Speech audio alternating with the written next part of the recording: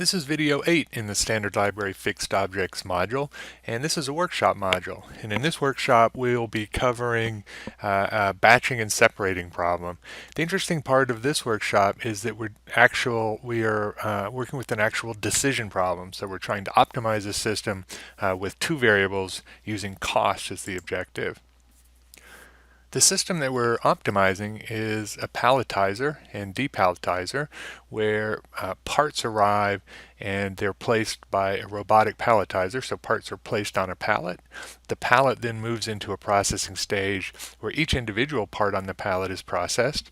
The pallet then moves into a depalletizer where the finished parts are removed and the pallet returns for processing. So this looks very much like the system that we modeled in the previous video, the little sample model that we mentioned also that we were doing in preparation for this workshop. So some of the parameters for the problem are below. We have an arrival process where the in-arrival times for parts are uniformly distributed between 0.75 and 1.25 minutes. For part processing time, the time for each part on the pallet is exponentially distributed with a mean of 9 minutes. So if we have a pallet with capacity 4, that means that each of the 4 parts will experience this processing time. The palletizer and depalletizer processing times are uniformly distributed between 10 and 20 seconds for each pallet. So one thing that you immediately notice is that we're using minutes for some of the parameters, the units of measure, and we're using seconds for others. The pallet return is a fixed value of 15 minutes. And what we want to do is we want to run the system for 100 hours. And I mentioned that this is a decision problem with two decision variables, and so what we're trying to decide is how many pallets we should have. So we have a fixed number of pallets that go through this pallet return, and we also want to decide the pallet capacity. And so the pallet capacity can either be 2 parts, 4 parts, or 6 parts, and the pallet cost depends on the capacity. It's $100 times the capacity to purchase the pallet. And so these are the two things we want to decide, and the system cost is calculated by the number of pallets times the pallet cost.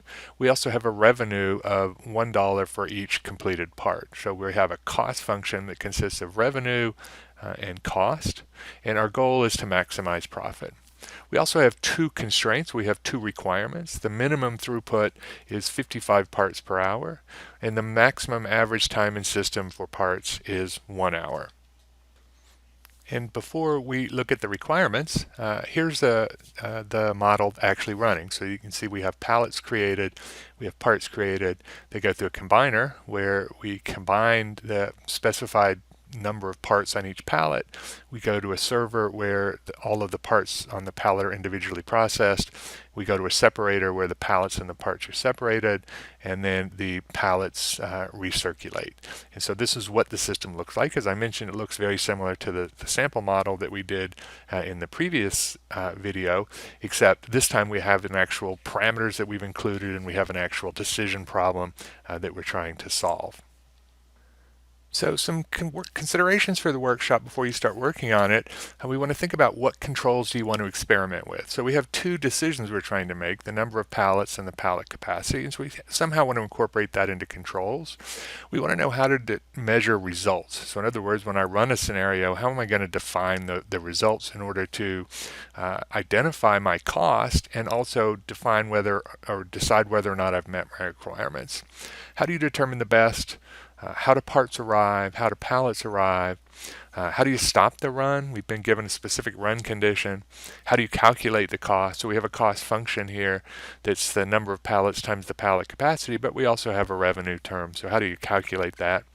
And what's the processing delay? So we have this interesting situation where the processing is given as a function of the number of parts on the pallet, but yet the number of parts on the pallet is a decision that you're trying to make. So that makes it a very interesting problem to solve.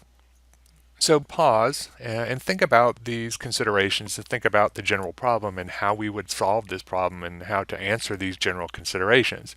And we'll talk about some hints for you before you actually start building the model.